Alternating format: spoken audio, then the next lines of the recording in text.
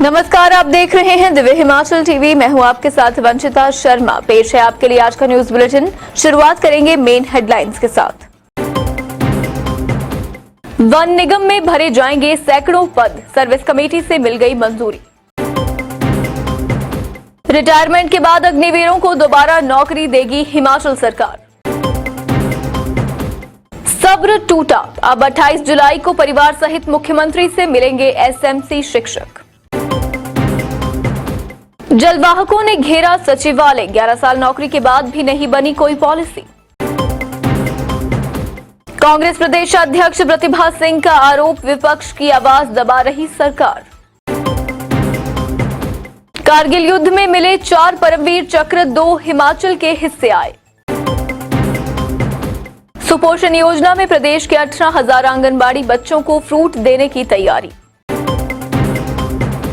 और अब समाचार विस्तार से। लंबे इंतजार के बाद अब वन निगम में बम्पर भर्तियां होने वाली हैं। भर्ती को लेकर तैयार फाइल ने पहला पायदान पार कर लिया है। सर्विस कमेटी की मंजूरी के बाद फाइल निदेशक मंडल को भेजी गई है। देखें ये रिपोर्ट।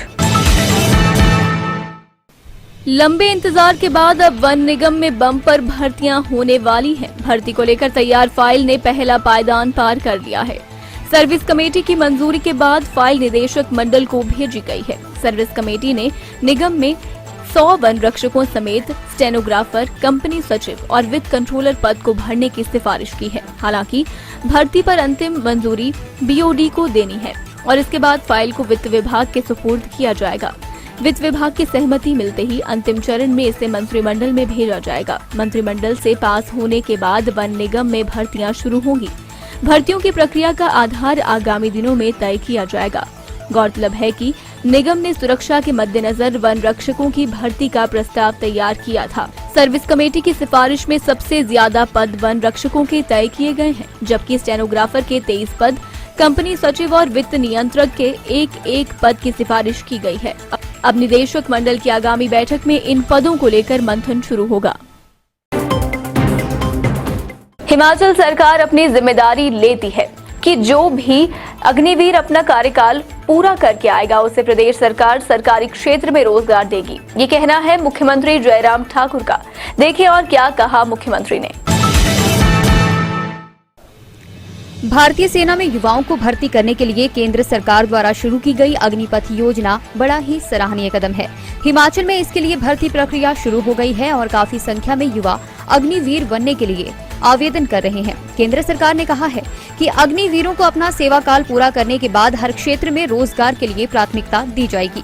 लेकिन हिमाचल सरकार अपनी जिम्मेदारी लेती है कि जो भी अग्निवीर अपना कार्यकाल पूरा करके आएगा उसे प्रदेश सरकार सरकारी क्षेत्र में रोजगार देगी। ये कहना है मुख्यमंत्री जयराम ठाकुर का। मंगलवार को राज्य स्तरीय कारगिल विजय दिवस के मौके पर हमीरपुर पहुंचे मुख्यमंत्री ने कहा कि जब कारगिल युद्ध हुआ था तो उस वक्त बर्फ से लदी कारगिल की ऊंची चोटियों पर दुश्मनों से लोहा लेने के लिए जो हमारे जवान पहुंचे थे उनकी आयु 20 से 22 वर्ष तक थी।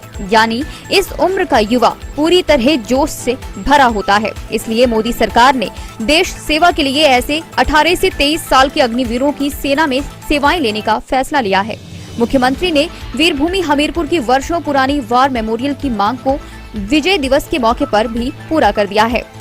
उन्होंने कहा कि सरकार के पास 67 लाख का प्रपोजल वार मेमोरियल के लिए आया है, लेकिन मैं वार मेमोरियल के लिए 70 लाख रुपए देने की घोषणा करता हूं। ये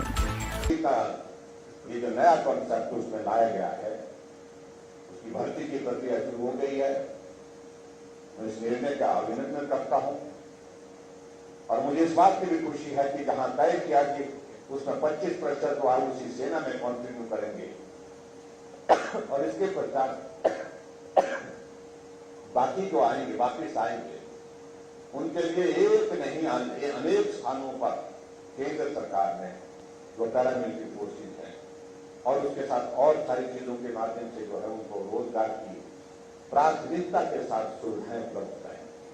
और हमारी सरकार ने भी निर्णय लिया है कि जितने वापिस आएंगे और जो भारत सरकार के उस प्रपोजल के अंतर्गत जो है वो कवर होंगे, वहां रोजगार मिलेगा, वो वहां जाएंगे। इसके अतिरिक्त जो बाकी बचते हैं, ऐसे जवान हमारे ऐसे बचते हैं जो सेना में सेवाएं देने के बाद वापिस आएंगे उसकी जिम्मेदारी हिमाचल प्रदेश सरकार देगी। उन सबको हम सरकारी क्षेत्र में रोजगार देंगे, सरकारी क्षेत्र में नौकरी देंगे, ये भी अपने निर्णय। कर्मचारियों का गुस्सा अब थमने का नाम नहीं ले रहा है। पिछले 10 सालों से अपनी सेवाएं दे रहे एसएमसी शिक्षकों के लिए प्रदेश सरकार ने अभी तक स्थायी नीति नहीं बनाई है। ऐसे में वे 28 जुलाई को अपने परिवार के साथ मुख्यमंत्री से मिलने पहुंचेंगे। प्रदेश के स्कूलों में पिछले 10 सालों से अपनी सेवाएं दे रहे एसएमसी शिक्षकों के लिए प्रदेश सरकार ने अभी तक स्थायी नीति नहीं बनाई है। ऐसे में अब ये एसएमसी शिक्षक 28 जुलाई को सचिवालय में मुख्यमंत्री जयराम ठाकुर से मिलेंगे। एसएमसी सदस्यों के परिवार के लोग भी इनके साथ रहे हैं। 10 सालों से भी अधिक समय से 2555 एसएमसी शिक्षक पूरे प्रदेश के अलग अलग स्कूलों में अपनी सेवाएं दे रहे हैं। स्कूलों में शिक्षकों की कमी दूर करने के लिए इन एसएमसी शिक्षकों की सेवाएं ली जा रही थी और इन्हें आश्वासन दिया गया था कि इनकी सेवाओं को बाद में रेगुलर कर दिया जाएगा। लेकिन इतने सालों में भी सरकार इनके लिए कोई स्थायी नीति नहीं बना पाई है। इसके कारण ये शिक्षक काफी परेशान है। सरकार ने पैरा और पीटीए की सेवाओं को तो रेगुलर कर दिया, लेकिन एसएमसी शिक्षकों को अभी तक रेगुलर नहीं किया गया है। ये शिक्षक हर मंच पर अपनी आवाज उठा चुके हैं और मुख्यमंत्री और शिक्षा मंत्री को कई बार ज्ञापन भी भेज चुके हैं, लेकिन आज तक इनकी मांग पूरी नहीं हुई है।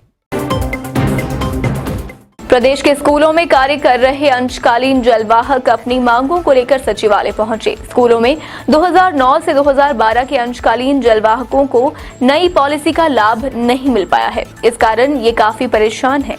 देखते हैं क्या है इनकी परेशानी। प्रदेश के स्कूलों में कार्य कर रहे अंशकालिक जलवाहक अपनी मांगों को लेकर सचिवालय पहुंचे। स्कूलों में 2009 से 2012 के अंशकालिक जलवाहकों को नई पॉलिसी का लाभ नहीं मिल पाया है। इस कारण ये काफी परेशान है।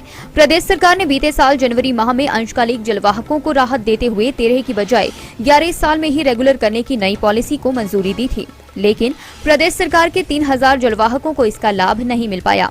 कारण ये कि इनके पास 4 साल की दिहाड़ी पर काम करने का अनुभव नहीं है। ऐसे में प्रदेश सरकार की नई पॉलिसी का भी इन्हें लाभ नहीं मिल पा रहा है। इसमें नई पॉलिसी में कहा गया है कि 4 साल का डेली वेजेस पर होने चाहिए। पुराने जलवाहक स्कूलों में लगे हैं, उन्हें 11 साल का लाभ नहीं मिल पा रहा है। जलवाहकों का कहना है कि 13 के बजाय 11 साल में ही उन्हें रेगुलर कर दिया जाए, जबकि उन्हें 4 साल अलग से लगाने होंगे। नेशनल हेराल्ड केस में सोनिया गांधी से पूछताछ और राहुल गांधी की गिरफ्तारी पर प्रतिभा सिंह ने चिंता जताई है। कांग्रेस प्रदेश अध्यक्ष ने कहा कि केंद्र सरकार लोकतंत्र में विपक्ष की आवाज को दबाने का प्रयास कर रही है। उन्होंने कहा कि कांग्रेस भाजपा की दमनकारी नीतियों का एकजुटता से मुकाबला करेगी। नेशनल हेराल्ड केस में सोनिया गांधी से पूछताछ और राहुल गांधी की गिरफ्तारी पर प्रतिभा सिंह ने चिंता जताई है। कांग्रेस प्रदेश अध्यक्ष ने कहा कि केंद्र सरकार लोकतंत्र में विपक्ष की आवाज को दबाने का प्रयास कर रही है। उन्होंने कहा कि कांग्रेस भाजपा की दमनकारी नीतियों का एकजुटता से मुकाबला करेगी। दिल्ली में कांग्रेस की राष्ट्रीय अध्यक्ष सोनिया गांधी से ईडी की पूछताछ के दूसरे दौर के विरोध में कांग्रेसी सांसद राहुल गांधी की अगुवाई में प्रदर्शन कर रहे थे। इस दौरान पुलिस ने उन्हें हिरासत में ले लिया। सोनिया गांधी से ईडी ने मंगलवार को सुबह के सत्र में करीब 3 घंटे तक पूछताछ की। इसके बाद दोपहर के भोजन के लिए वे ईडी कार्यालय से बाहर निकले। हालांकि इसके बाद 3:30 बजे वे दोबारा ईडी के समक्ष पेश हुई। इस दौरान सवालों की लंबी लिस्ट लेकर ईडी ने नेशनल हेराल्ड अखबार में मनी लॉन्ड्रिंग मामले में उनसे पूछताछ की है। इस बीच प्रतिभा सिंह ने केंद्र की मोदी सरकार की आलोचना की। उन्होंने कहा कि भाजपा लोकतंत्र की हत्या कर रही है। कांग्रेस ने प्रदेश भर में आंदोलन चलाया। मंगलवार को कांग्रेस के तमाम पदाधिकारी जिला मुख्यालयों में एकत्र हुए और सत्याग्रह के रूप में अपना विरोध दर्ज करवाया। Divya Himachal presents dance Himachal dance season 8 brought you by earn university. Grand finale on 6 August 2022 at Government Degree College Dharamshala auditorium. Grand finale की जज होंगी Mansi Pathare, senior choreographer from Terrence Lewis professional training institute. पाए मेगा प्राइज टीवीएस जुपिटर, साथ ही special educational scholarship from Arni university. Solo winner को मिलेगी Terrence Lewis professional training institute में scholarship. अधिक जानकारी के लिए पढ़ते रहें दिव्य हिमाचल समाचार पत्र या लाइक करें डांस हिमाचल डांस का फेसबुक पेज।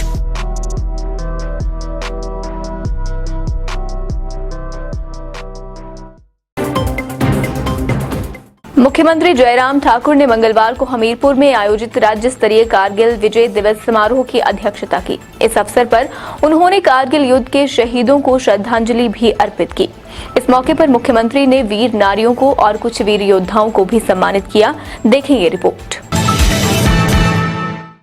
मुख्यमंत्री जयराम ठाकुर ने मंगलवार को हमीरपुर में आयोजित राज्य स्तरीय कारगिल विजय दिवस समारोह की अध्यक्षता की। इस अवसर पर उन्होंने कारगिल युद्ध के शहीदों को श्रद्धांजलि भी अर्पित की। इस मौके पर मुख्यमंत्री ने वीर नारियों और कुछ वीर योद्धाओं को भी सम्मानित किया। मुख्यमंत्री ने कहा कि ऑपरेशन विजय के दौरान मिली सफलता देश के वीर जवानों की जीत है।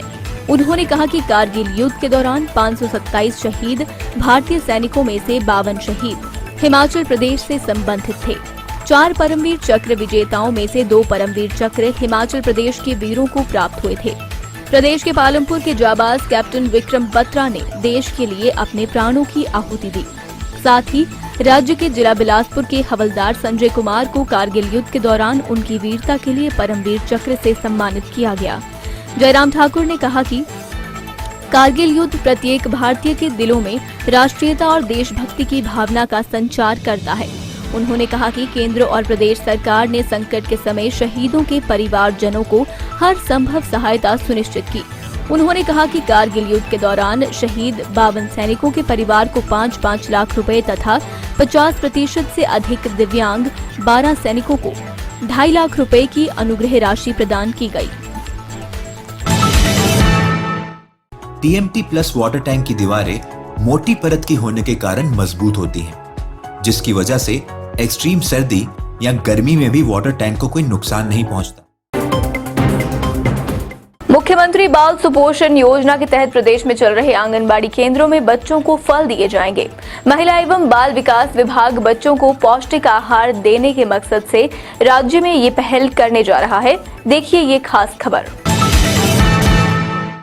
मुख्यमंत्री बाल सुपोषण योजना के तहत प्रदेश में चल रहे आंगनबाड़ी केंद्रों में बच्चों को फल दिए जाएंगे।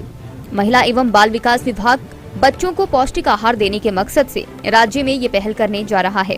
इस बारे में सरकार से मंजूरी का इंतजार है। यदि ऐसा होता है तो बच्चों के स्वास्थ्य में काफी हद तक सुधार आएगा और उन्हें पौष्टिक फल भी आंगनबाड़ी केंद्रों में मिल जाएंगे। गौर रहे कि मुख्यमंत्री बाल सुपोषण योजना के लिए लगभग 65 करोड़ का बजट प्रावधान किया गया है। इस योजना के तहत 6 वर्ष से कम उम्र के बच्चों को अतिरिक्त प्रोटीन युक्त भोजन उपलब्ध करवाने के अतिरिक्त कुपोषित बच्चों, धात्री माताओं और गर्भवती महिलाओं पर विशेष ध्यान दिया जा रहा है। चलते चलते में नजर डालेंगे आज की कुछ और मुख्य घटनाओं पर।